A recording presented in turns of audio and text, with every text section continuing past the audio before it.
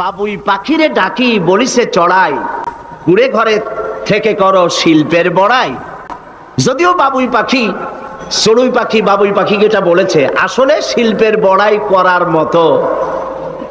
এই যে চতুর্দিক থেকে পাতাগুলি ছিঁড়ে এনে যে বাসা বাবুই পাখি বানালো, আগেই কোন সুবহানাল্লাহ।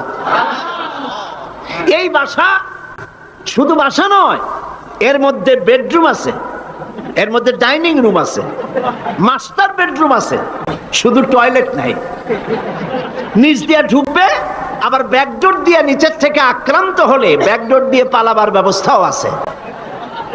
এই বাসার ভেতরে কোনো বিদ্যুৎ লাইন পিডিপি বা আরইবি কেউ লাইন দেয় নাই, ফলে বেচারা অন্ধকারে তারা স্বামী স্ত্রী কনজুগাল লাইফ লিড করবে কি করে। সেজন্য ওর মাথার মধ্যে আল্লাহ এমন বুদ্ধি দিলেন, কিছু কাদা এনে বাসার ভেতরে কাদা লাগিয়ে জোনাকি পোকা 5-6টা ধরে এনে মাথা ভিতরে ঢুকায়া পাছা বাইর করে দিয়ে রেখেছে।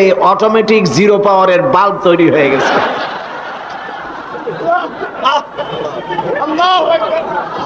ইঞ্জিনিয়ারিং টেকনোলজি আর কারে বলে? আমার দেশের ইঞ্জিনিয়ার যারা আছেন, এই রকমের বাসা বানানো তো দূরের কথা, ভালো করে বাসাটা খুলুন তো দেখি, বুঝবো আপনি কেমন খুলতে পারেন। খুলতেই পারবেন না, বুড়ানো তো দূরের কথা। এটা গেল 2 নম্বর টেকনোলজি, ইঞ্জিনিয়ারিং টেকনোলজি। এরপরে হলো মেডিকেল সায়েন্স, চিকিৎসা বিজ্ঞান। আল্লাহ রাব্বুল আলামিন মৌমাছিকে বলছেন, সুম্মা কুলি মিন কুল্লি সামারাতি ফাসলুকি সুবুলা বিকা যুলুলাব। সব রকমের ফুল থেকে মধু চুষে নাও আর তোমার রবের নির্ধারিত পথে চলতে থাকো। সব রকমের ফুল থেকে মধু আহরণ করে মৌমাছি আহরণ করে এক জায়গায় রাখলো, পয়জন হলো না। এটা মানুষের জন্য সেবা হয়ে গেল। আর মধু কখনো নষ্ট হয় না, কখনো পচে না। মধু যদি পিওর থাকে, ওর ভিতরে যদি আপনি কিছু না মিশান, বছরের পর বছর মধুর পিওর থাকবে, নষ্ট হবে না। আলহামদুলিল্লাহ। ঔষধের পচন ক্রিয়া নষ্ট করার জন্য অ্যালকোহল ব্যবহার করা হয়। বিজ্ঞানীরা আবিষ্কার করেছেন অ্যালকোহলের কোনো প্রয়োজন নাই, বরং অ্যালকোহলের পরিবর্তে হালাল মধু ব্যবহার করলেই ঔষধের পচন ক্রিয়া নষ্ট হতে পারে। আল্লাহ পাক বলেছেন, ফিহে শিফাউল লিন্নাস, এর মধ্যে রয়েছে মানব গোষ্ঠীর জন্য সেবা, রোগের প্রতিষেধক। সুবহানাল্লাহ বিহামদিহি। এটা হলো মেডিকেল সায়েন্স। চতুর্দিক থেকে মধু সংগ্রহ করে একত্রিত করছে, পয়জন হচ্ছে না, এটা তার জন্য, মানুষের জন্য সেবা হয়ে যাচ্ছে। 4র্থ নম্বরে মৌমাছির কাছে যে বিজ্ঞান শিখবেন সেটা হলো মেরিন বায়োলজি। আল্লাহ পাক বলছেন, ফুল থেকে মধু আহরণের জন্য তুমি চলে যাও, কিন্তু রাস্তা ভুলে যেও না, রাস্তা ভুলে যেও না। একটা মৌমাছি তার বাসা থেকে, এগুলো নিয়ে যারা রিসার্চ করেছেন, প্রাণীতত্ত্ববিদরা বলেছেন, মৌমাছি ফুল থেকে মধু গ্রহণ করার জন্য নিজের বাসা থেকে 10 মাইল পর্যন্ত দূরে চলে যায়। আপনারা কোনোদিন দেখেছেন কোন মৌমাছি আপনার ঘরে এসে পথ খুঁজতেছে, বাবা বাসা হারাইছি, যাবো কোন পথে, তালাশ করছে কখনো? আল্লাহ পাক বলছেন, তুমি যাবে ফুল থেকে মধু আহরণ করার জন্য, রাস্তা ভুলে যেও না। সুবহানাল্লাহ বিহামদিহি। সমুদ্রের ভিতরে নাবিকেরা যখন জাহাজ চালায়, ইনল্যান্ড রিভার লাইনে, আমাদের দেশীয় নদীগুলিতে স্টিমার যখন থাকে সামনে সার্চ লাইট থাকে, কিন্তু সমুদ্রে শিপগুলি, এদের কোনো সার্চ লাইটের দরকার নাই। সার্চ লাইট জ্বালাই দেখবে কি? পানি আর পানি, কি দেখবে? সেই জন্য তাদের জন্য প্রয়োজন হচ্ছে একটা মানচিত্র আর একটা কম্পাস। কম্পাস, মানচিত্র, রাডার, এগুলিকে ফলো করে স্টিমার শিপগুলি মহাসমুদ্রের ভেতর দিয়ে চলে, পথ হারায় না। এবার আপনি বলেন, মৌমাছি নিজের মৌচাক, এই চট্টগ্রাম কলেজের কার্নিশের নিচে তার বাসা, মধু আহরণ করার জন্য চলে গেল। এখান থেকে 10 মাইল কদ্দূর? বদ্দারহাট নাকি হাটহাজারি। হাটহাজারি গেছে মধু আনতে, ওর কাছে কোনো কম্পাস ছিল, কোনো মানচিত্র ছিল? কোনো মানচিত্র, কোনো কম্পাস নাই। চলে গিয়েছে মৌ আনতে, আর ঠিক সেখান থেকে মধু মুখে করে এনে আবার জায়গায় পৌঁছে গিয়েছে। সুবহানাল্লাহ। হে মানুষ, তুমি কোনটা দিয়ে আল্লাহর সাথে, তুমি কি দিয়ে নিজের বড়াই করো? কোন ক্ষেত্রেই মানুষের বড়াই নয়, সমস্ত শ্রেষ্ঠত্ব, বিরাটত্ব, মহানত্ব সবটাই আল্লাহ রাব্বুল আলামিনের জন্য। জোরে সরে বলেন আল্লাহু আকবার। মানুষকে আল্লাহ পাক এই জ্ঞান দান করেছেন। আল্লাহ রাব্বুল আলামিন বলেন, মানুষের সব অসহায়ত্ব সামনে রেখে আল্লাহ পাক আরো বলেন, আফারাআইতুমুল মাআল্লাযী তাশরাবুন আনতুম আনজালতুমুহু মিনাল মুজনি আম নাহনুল মুনজিলুন। এই যে তোমরা পানি পান করো, এই পানি আকাশ থেকে নাজিল করে, তুমি করো না আমি করি? প্রশ্ন কিন্তু আমার না, প্রশ্ন কার? বলেন সবাই। এই যে পানি পান করো, এই পানি আকাশ থেকে কে নাজিল করে? তুমি করো না আমি করি? এই পানি আল্লাহ কোত্থেকে নিলেন? সমুদ্রের পানিগুলিকে বাষ্পীয় আকারে উত্থিত করে মেঘমালায় পরিণত করে সেই নোনা পানিগুলিকে এর লবণাক্ততা দূর করে আল্লাহ পানিটা যে না করলেন, সেটা কি লোনা না মিষ্টি? আল্লাহ ইচ্ছা করলে পৃথিবীর সমস্ত পানিগুলিকে শুকায় দিতে পারেন। সেই পানি আবার কে এনে দিতে পারেন আমাদের সামনে? আল্লাহ পাক পারেন। সুতরাং আল্লাহ পাক মানুষের অসহায়ত্ব দেখাচ্ছেন, তুমি আসলে অসহায়, যা কিছু পেয়েছো সব আমি তোমাকে দান করেছি। আল্লাহ পাক বলেন, লাউ নাশাউ জাআলনাহু উজাজান ফালাউলা তাশকুরুন। আমি ইচ্ছে করলে আকাশ থেকে পানিগুলি লবণাক্ত আকারে নাজিল করে দিতাম, বর্ষণ করে দিতে পারতাম। তা না করে আমি যে মিষ্টি পানি তোমাদের দিলাম, লবণাক্ততা দূর করে যে মিঠা পানি দিলাম, কেন তোমরা আল্লাহ রাব্বুল আলামিনের শুকর আদায় করো না? আল্লাহ পাক ইচ্ছা করলে পানি তো সব শুকায় দিতে পারেন, পারেন না? আল্লাহ ইচ্ছা করলে পৃথিবীর সমস্ত পানিগুলিকে শুকায় দিতে পারেন। সেই পানি আবার কে এনে দিতে পারেন আমাদের সামনে? আল্লাহ পাক পারেন। সুতরাং আল্লাহ পাক মানুষের অসহায়ত্ব দেখাচ্ছেন, তুমি আসলে অসহায়, যা কিছু পেয়েছো সব আমি তোমাকে দান করেছি। এই জন্যে ফাসাব্বিহ বিসমি রাব্বিকাল আযীম, ওই আল্লাহ পাকের বড়ত্ব, তার তাসবিহ তোমরা ঘোষণা করো। সবাই পড়েন সুবহানা রাব্বিয়াল আযীম। তুমি কত অসহায়, খুব মাতব্বরি করো, কিন্তু সমুদ্রে যাও তো। সমুদ্রে যখন মানুষ যায়, ওয়াইযা গাশিয়াহুম মাওজু কাযুলাল, যখন সমুদ্রের ভিতরে বিরাট তরঙ্গমালার ভিতরে মানুষ যখন পড়ে যায়, আল্লাহ পাক বলেন, দল্লা মান তাদউনা ইল্লা ইয়াহু। যখন সমুদ্রের ভিতরে তুফানে পড়ে যায়, তখন আল্লাহ ছাড়া সবাইকে তারা ভুলে যায়। মানুষের আসল মর্যাদা আল্লাহ পাক দিয়েছেন, তোমাকে আমি সম্মানিত জাত হিসেবে পৃথিবীতে তৈরি করেছি, এটাই হলো তোমার মূল সম্মান। এখন আল্লাহ পাক মানুষকে যে মর্যাদা দান করেছেন, সেই মর্যাদা বুঝতে না পেরে তারা এক আল্লাহকে বাদ দিয়ে আরো অনেক খোদা তারা বানিয়ে নেয়। যারা ইসলামী সংস্কৃতিতে বিশ্বাসী নয়, ধর্মনিরপেক্ষ মতবাদে যারা বিশ্বাসী, তাদের খোদা হয় পৃথিবীতে চারটা। তারা চার ইলাহে বিশ্বাস করে। সবাই বলেন নাউজুবিল্লাহ। এই ধর্মনিরপেক্ষ মতবাদ কি এবং সংস্কৃতি মূল আমাদের কোনটি, এ বিষয়ে আমি আজকে কথা বলবো ইনশাআল্লাহ। ধর্মনিরপেক্ষতায় যারা বিশ্বাস করে, তাদের ইলাহ হয় চারটা: স্বদেশ, স্বজাতি, নিজস্ব জ্ঞান আর প্রবৃত্তির অনুসরণ।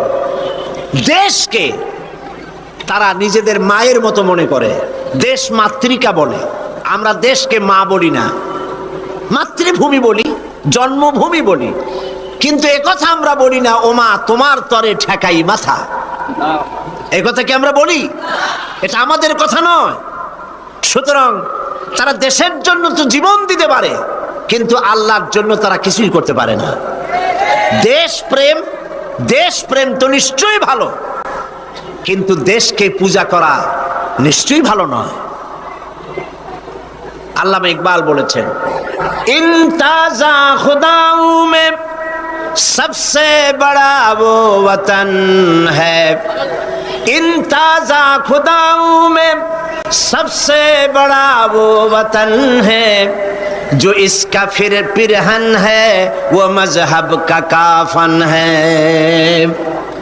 এই চার খোদার মধ্যে তাদের বড় খোদা হলো, তাজা খোদা হলো নিজেদের স্বদেশ।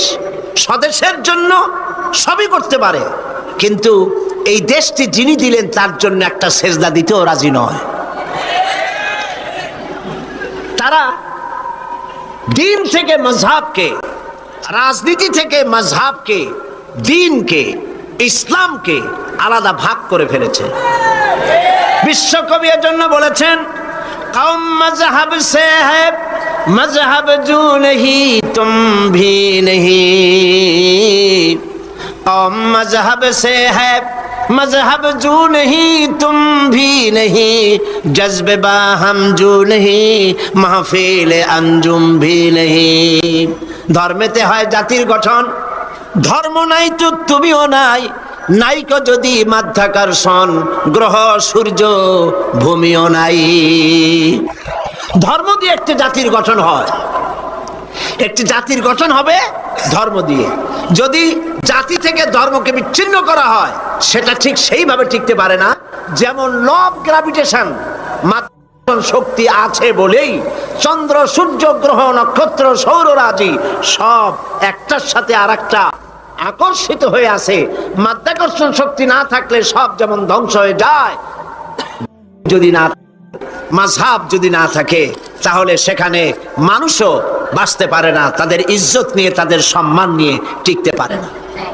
কারো নিজের আইন চলবে না, কারো বানানো আইন চলবে না। আইন চলবে কার? বলেন, এই পৃথিবী কার?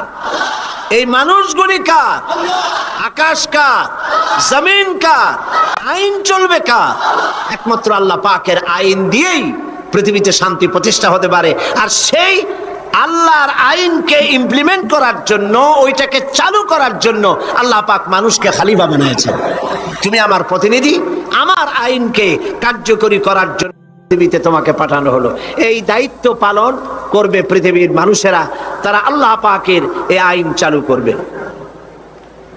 আর এই পৃথিবীতে আল্লাহর আইন দিয়ে মানুষ পরিচালিত হতে পারবে শান্তিপূর্ণভাবে। মানুষের তৈরি করা আইন দিয়ে শান্তি পাবে না, মানুষ ইনসাফ করতে পারবে না। কারণ হচ্ছে আল্লাহর আইন আর মানুষের আইনের মধ্যে পার্থক্য দেখুন।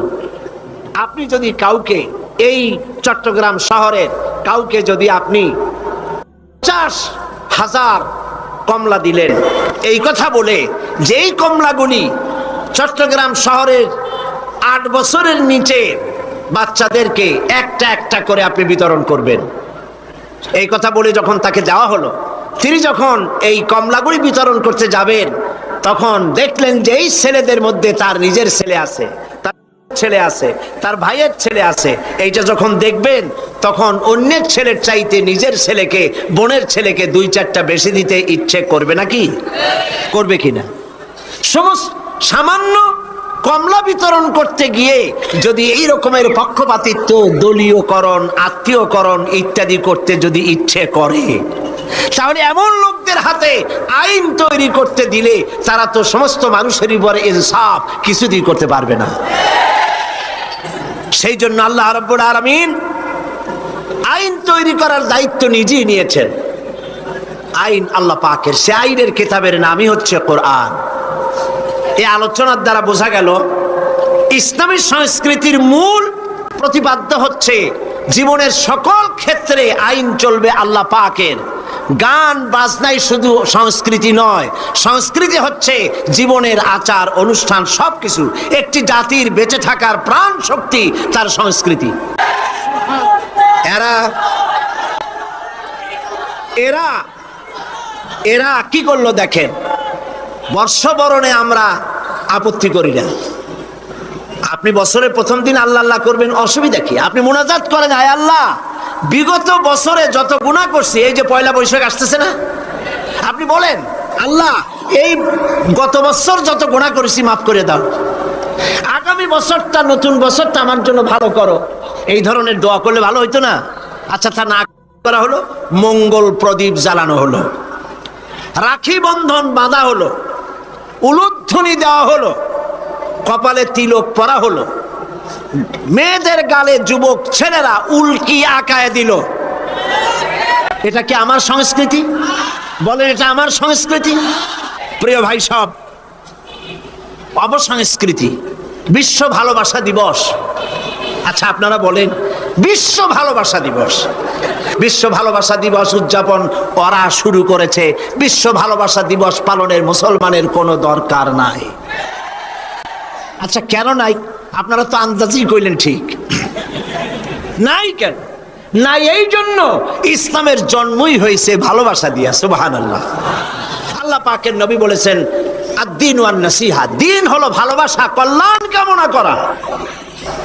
মাকে কতটুকুন ভালোবাসতে হবে, পিতাকে কতটুকুন ভালোবাসতে হবে, স্ত্রীকে কিভাবে ভালোবাসতে হবে, সন্তানকে কেমনে ভালোবাসতে হবে, এই ভালোবাসা শিখিয়েছে ইসলাম। ইসলামের প্রতিটি দিন ভালোবাসা। যাদের জীবনে কোনো ভালোবাসা নাই, বছরে তাদের জন্যই একবার ভালোবাসা প্রয়োজন হয়, একদিনের জন্য হলেও।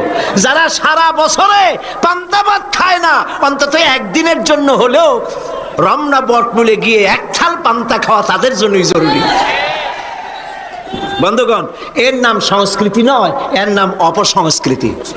এর নাম কি? অপসংস্কৃতি। প্রিয় ভাইয়েরা, এভাবে করে ভালোবাসা দিবস, বসন্ত দিবস, পৌষ মেলা, আবার কবে না জানি শুনতে হয় উৎসব। এই সব উৎসব ভালোবাসা উদযাপন সাথে ইসলামের কোনো সম্পর্ক নাই, পরিষ্কার কথা। এরপরে আমার একটি বক্তব্য নিয়ে তারা পত্রপত্রিকায় অনেক লিখেছেন, আমি আজকে সেই কথা পরিষ্কার করতে চাই। এটিও একটি অপসংস্কৃতি। আমি বলেছি, অমুসলিমদের জন্য তাদের উপাসনালয় একটার জায়গায় 50টা মূর্তি বানালেও ইসলামের কোনো বক্তব্য নাই। তারা তাদের পূজা করবে, আপত্তি নাই। কিন্তু এই দেশে তো আমরা মুসলমান বাস করি। আমরা কারা? এদেশের বৃহত্তর জনগোষ্ঠী মুসলমান।